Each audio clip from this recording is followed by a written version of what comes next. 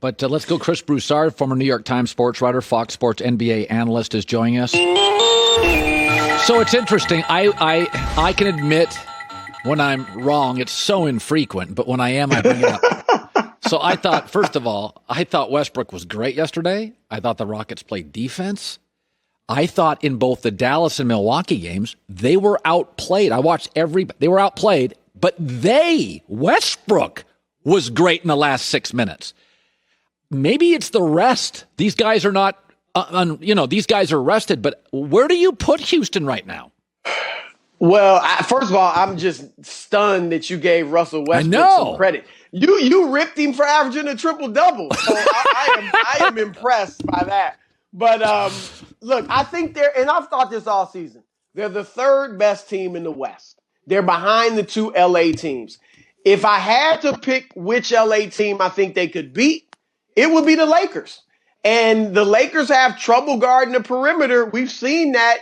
And obviously that's the strength of the Houston Rockets. Now, if they meet in the second round, which is what the schedule would bear out right now, I would pick the Lakers, but I think Houston would give them all sorts of problems.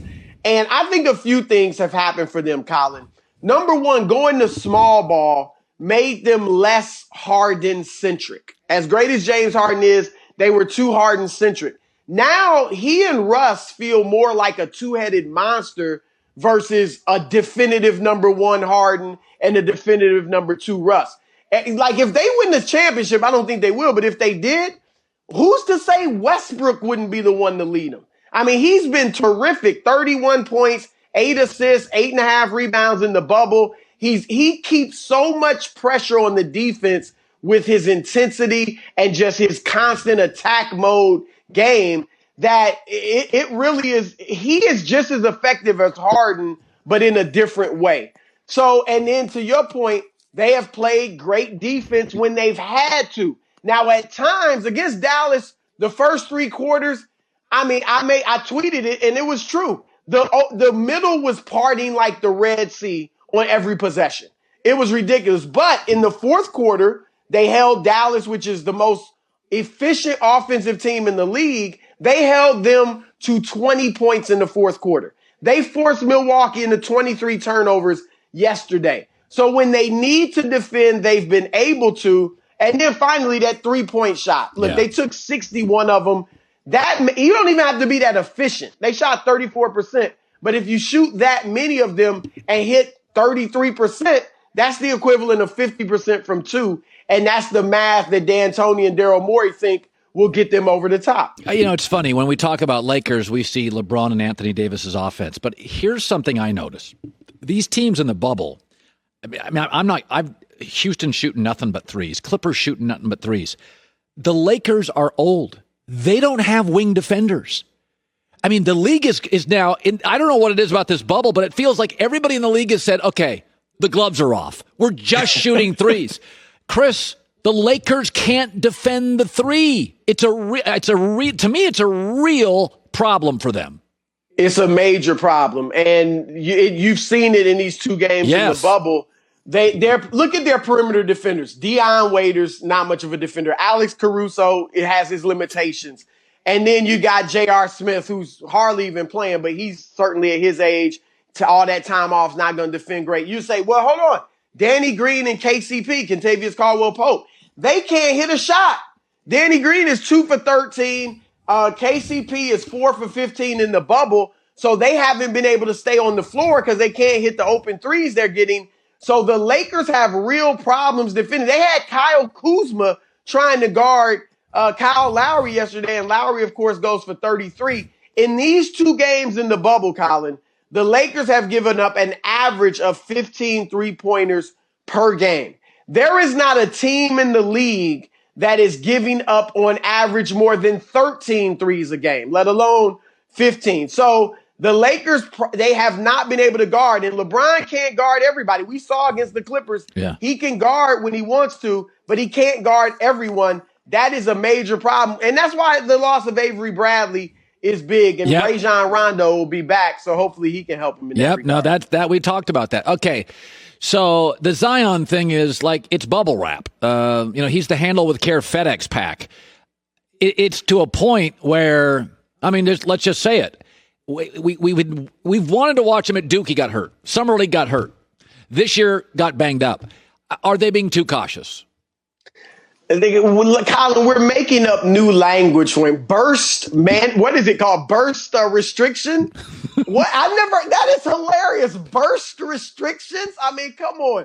So I feel, Colin, like they are baby. They know he's fragile. That's the bottom line. But it is getting to the point where it's downright ridiculous. And I believe this. Now, I know there are people in the league, people in that organization who feel like his size, his strength, his girth is a big part of his effectiveness.